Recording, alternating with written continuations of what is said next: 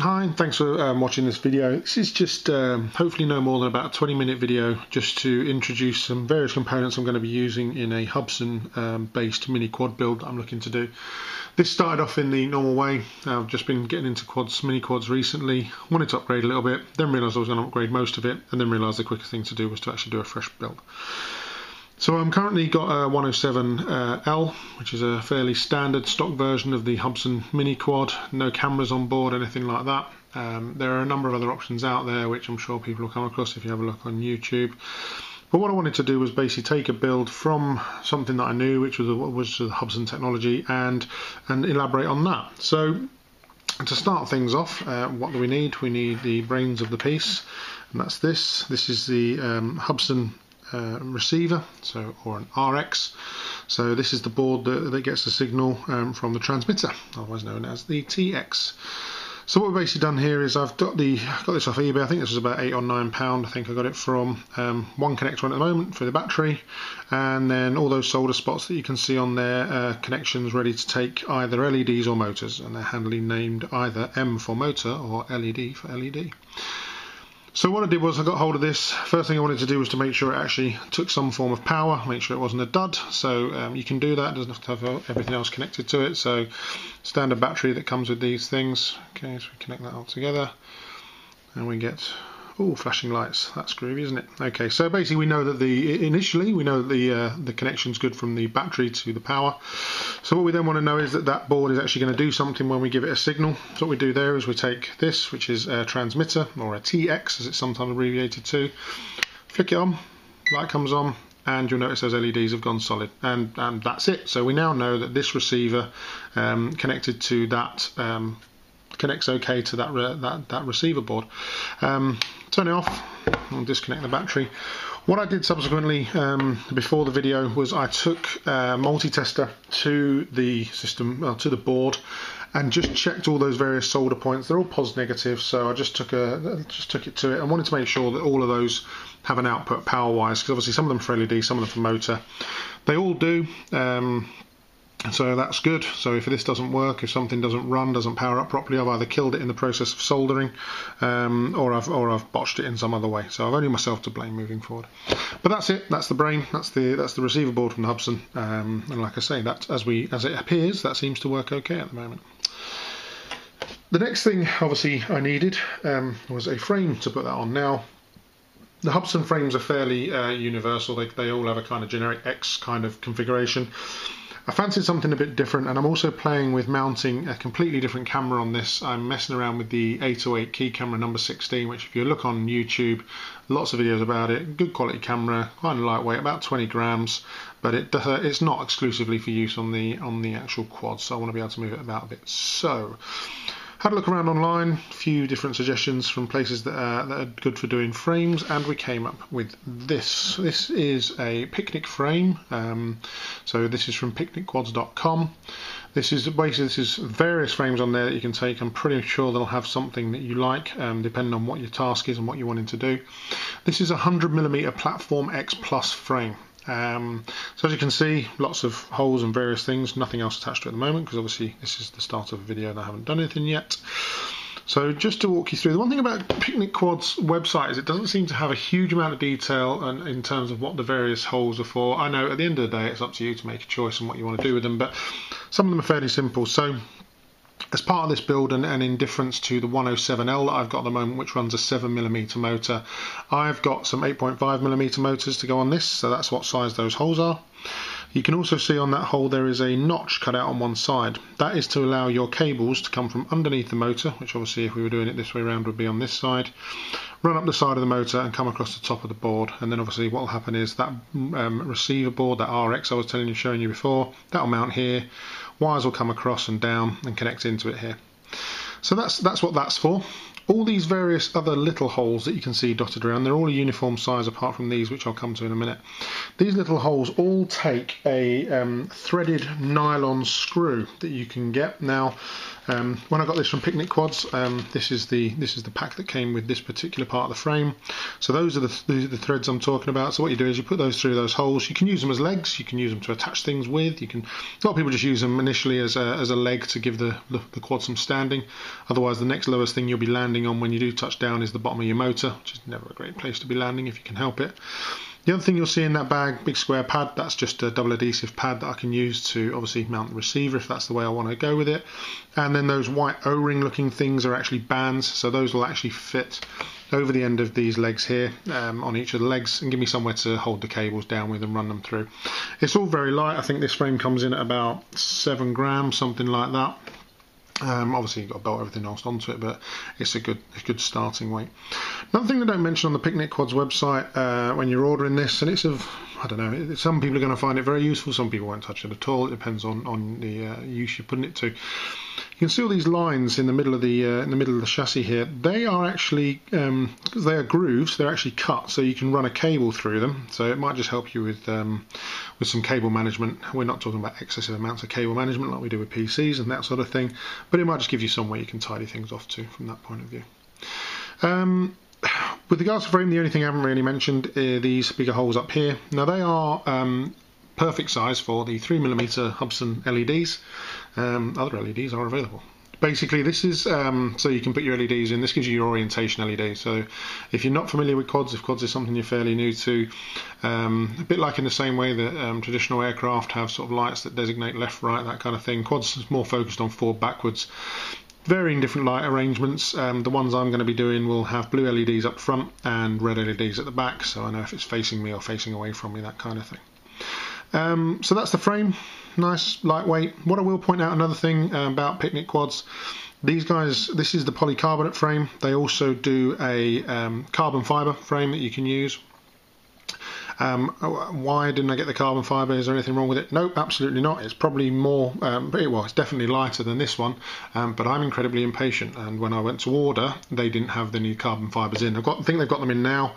Picnic Quads were shipping from the States to the UK. This took about 2 and a bit weeks to turn up, so obviously even though I was able to order this straight away, but essentially, you know, I'm not looking to set some new record or have some sort of official adjudication as to how much this quad weighs, so this was going to suit my purposes absolutely fine. So that's the base frame, and like I say, from Picnic Quads, that's the Platform X Plus 100mm. They do a 120mm version, strange enough it's slightly bigger. That's that. What I would also point out is, like I said before, I was looking to use a cam, 808 key cam on this. So I needed something that I wanted to mount that to. I didn't want to keep mounting it and dismounting it from that actual frame that I've just showed you. So the other thing you can pick up on Picnic Quads are platform accessory plates. This is one of them. It's got a nice little cutout at the front. Cuts down on a bit of weight possibly. Again, we're not fighting over tenths of grams here, but so this is again very similar. You can see how it lays over the top. That's the original frame. You can see how that lays over the top of that. Okay, and there we go, those holes that you were looking at before that take those threads, they do line up, which was very reassuring. So that's my option, the 808 key cam that I'll put together as part of the actual setup. I will get that stuck onto there and either mount that using those nylon screws or another method if that doesn't suit me. We'll see how that works out. What I did when I ordered this from Picnic Quads is I also asked them to send me, you can order some of those nylon threaded screws and various O-rings and spacers and all that kind of stuff. You can order them individually per unit, like we're talking about a few cents per unit. So here they are. Here's some bits and pieces that I ordered just so that I can use these. Didn't have any idea exactly what I was going to do, but I knew roughly what I was aiming for in some sort of rigidity. So we'll put all those together and we'll see if we can get a nice working solution as we're going along. What I'll probably do is do one video doing the actual build onto the base frame, and then I'll probably just do a much shorter one which shows me messed about with the 808 to get that to fit. The other thing just quickly worth mentioning, if you order the 2 different parts of the frame, so obviously the frame and the accessory plate together, Picnic Quads will send you some connection pieces, a connection kit. As far as I can tell, that connection kit is 2 rubber bands and a number of O-rings. So I ordered 16 O-rings, which is the 16 that are in this bag. I appear to have another 16 or 19 O-rings here. Don't know whether that's a double order or whether that's the standard what you get sent. Not sure, but that's anyway. So that's what you get, and you can use these rubber bands to mount the frames together and do with it as you wish. I'm not dead keen on the rubber band idea. That's the kind of thing I wanted to move away from, because that's exactly what I'm doing at the moment. I'm rubber banding my 808 key cam onto the Mi 107L. I wanted to give it something that looked a bit more. A bit less improvised maybe from that point of view, so we'll see what happens with that. Don't be surprised if at the end of the build you see 2 rubber bands holding a key cam on. So that's where we are with so we've got our controller and we've got our frame that everything's going to stick to. So if we want to get airborne, the next thing we're going to need is motors. So the first thing we introduce is this. This is a micro motor warehouse, so most people are going to know then that the next thing we're likely to introduce when we're talking about 8.5mm motors, very popular at the moment, are these. These are the 8.5mm dark edition motors. Quote, in speed, they are insane. So what we have here is, that's what a motor looks like for those of you who aren't familiar, and probably aren't too bothered one way or the other. Different coloured motor bases and wiring, because some go clockwise and some go counterclockwise. That's why your quad doesn't spin off into the distance when you fire it up. Everything balances itself out. So that's where we are with the motors. Those are the 8.5 motors that are going to go in. For reference, they are CL0820-17s. There is another version of this that comes with a plastic pinion or cog attached to the top of these. Again, you'll see that on the Micromotor Warehouse website. That's just for a different application. If you get them and you're wanting to mount your Hubsan props on it, you will have to take those pinions off anyway. If you do find yourself on the Micromotor Warehouse website and you are looking at a pinion mounted version of these, if you just look down the link slightly, you'll see a link that will take you to these ones, which are the non-pinion mounted ones. Generally, you know, people are saying these are incredible and they're super fast and you get huge speed out of them and that kind of thing. Just a few tales of caution, which are, there seems to have been a number of stories recently of either these popping as soon as people use them on their first flights, or these popping when it appears that people have just been relentlessly chewing through batteries. So largely when you're using these motors, they're good, they're all good, but all of them will burn out if you just keep using them again and again and again and again with no cooldown. So I'm going to be a bit careful with these to start with, and just see how they go. But part of that, you'll notice that these motors come fitted with this very small connector on the end. Now, in most cases, you're going to snip that off and then mount like I say, solder these wires straight onto the board, like I was showing you before. I'm actually wanting to try and keep those, and we're going to see how this works out, whether it works out or not. So those are micro JST connectors. And a quick browse on eBay, I was able to pick up this sort of harness, for want of a better description. This is a multi-battery charging harness. Connection on this end, which I'm really not interested in one way or the other, is the JST Beck connector. But all the other ones on this end are corresponding JST, micro JST sort of female receivers that male receiver does fit with. I won't mess about with it on camera at the moment, but basically I know it fits. So what I want to do is I'm going to crimp these off. I'm going to take 4 of them. There are 5 attached, but one of them's come loose during shipping, which is just as well I don't need that one really. So we've got 4 that I can use here, actually, and I can't count because there's actually 5, so it's actually got 6 in total, which is good because it does give me a spare. So we've got 5 that I use. I'll be using 4 of those. I'll cut them off down here to give myself some play space, and it will be these that I solder onto the board, onto the RX. That all being well, then obviously I've got a plug and play type connection that I can use on my quad for my motors. If I find that my motors burn out, I'll probably give them one more shot by ordering another set, which obviously when it turns up I can just unplug, put the new motor in, plug it in, and off I go again. If I have to do that more than once, I probably won't be doing that again. I'll probably just switch to some different motors.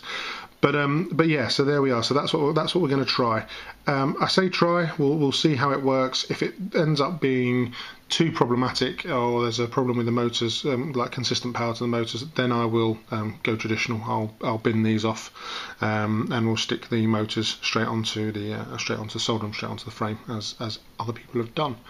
So like I say, that's this harness, I think it was £3, maybe something like that, £2 or £3 from the UK. Most of my stuff I source through eBay UK or from UK sellers. I'm just impatient and I don't like waiting 2 weeks for shipping times from China, that sort of thing.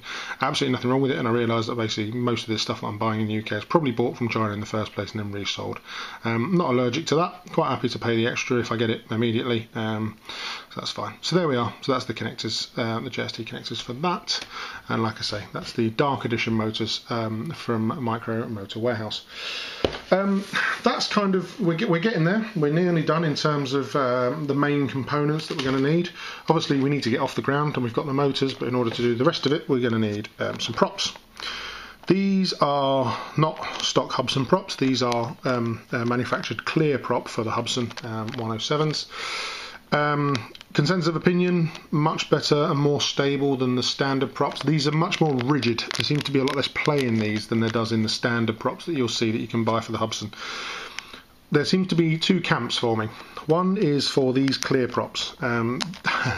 Partly because they're a little bit more fun. Obviously they give you the clear element. The other thing I've seen people doing recently, which is very, it looks like good for a laugh, is just colouring the props in. That they take well, they take a marker well. So any sort of decent sized permanent marker, you can colour them in, and give your quad a little bit of a different look. So that's one camp that's forming. The other camp that's forming is for a set of props which I've got on order. I'm just waiting for them to arrive. Walker Ladybird props. They're categorised. You'll notice them. They're generally orange and black, and what you'll notice is they've got a much more squared profile.